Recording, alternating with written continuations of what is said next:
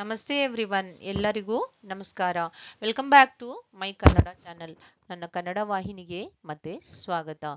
ಇಂದು ನಾನು ನಿಮಗೆ ವಚನಗಳ ಬಗ್ಗೆ ಹೇಳಿಕೊಡುತ್ತಿದ್ದೇನೆ.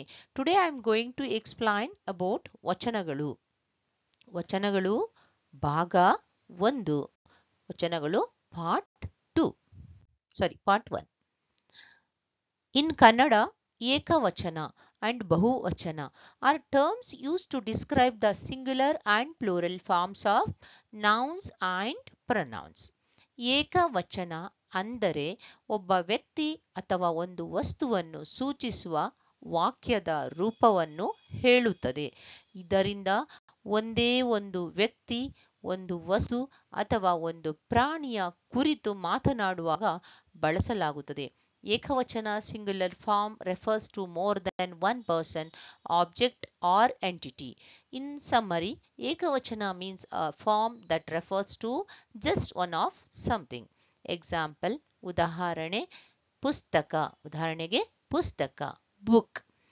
ಬಹುವಚನ ಅಂದರೆ ಯಾವುದಾದರೂ ನಾಮಪದ ಅಥವಾ ಸರ್ವನಾಮವು ಹೆಚ್ಚಿನವರು ಅಥವಾ ಹೆಚ್ಚಿನ ವಸ್ತುಗಳನ್ನು ಸೂಚಿಸುವ ರೂಪ. ಇದನ್ನು ಬಹುವಚನ ರೂಪ ಅಥವಾ ಬಹುಜನ ಸಂಖ್ಯೆ ಹೇಳುವಾಗ ಬಳಸುತ್ತೇವೆ. ಬಹುವಚನ plural form refers to the plural form of a noun or pronoun.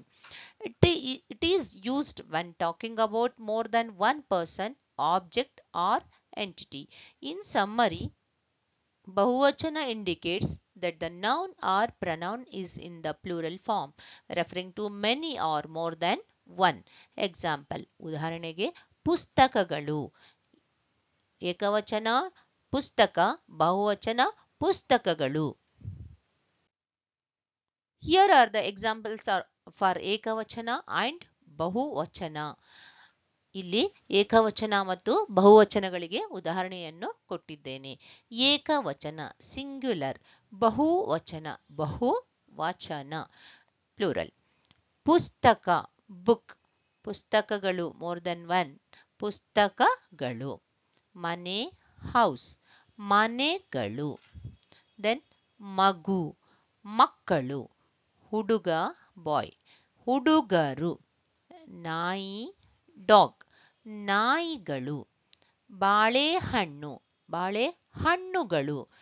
ಚುಕ್ಕೆ ನೋಟ್, ಚುಕ್ಕೆಗಳು. ಹಣ್ಣು ಫ್ರೂಟ್, ಹಣ್ಣುಗಳು.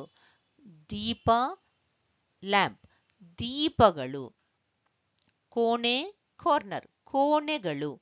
ಕನಸು ಡ್ರೀಮ್, ಕನಸುಗಳು. ಚಿತ್ರ ಪಿಕ್ಚರ್, ಚಿತ್ರಗಳು. ಗಾಯಕ ಸಿಂಗರ್, ಗಾಯಕರು. ಫಲ ಫ್ರೂಟ್, ಫಲಗಳು. ಕಾಯಿ ವೆಜಿಟೇಬಲ್, ಕಾಯಿಗಳು. ಶಿಕ್ಷಕ ಟೀಚರ್, ಶಿಕ್ಷಕರು. ಕತೆ ಸ್ಟೋರಿ, ಕಥೆಗಳು. ನೆನಪು ಮೆಮೊರಿ, ನೆನಪುಗಳು. I am going to make part 2 also. Thank you for watching this video. ಈ ವಿಡಿಯೋವನ್ನು ವೀಕ್ಷಿಸಿದ್ದಕ್ಕಾಗಿ ಧನ್ಯವಾದಗಳು.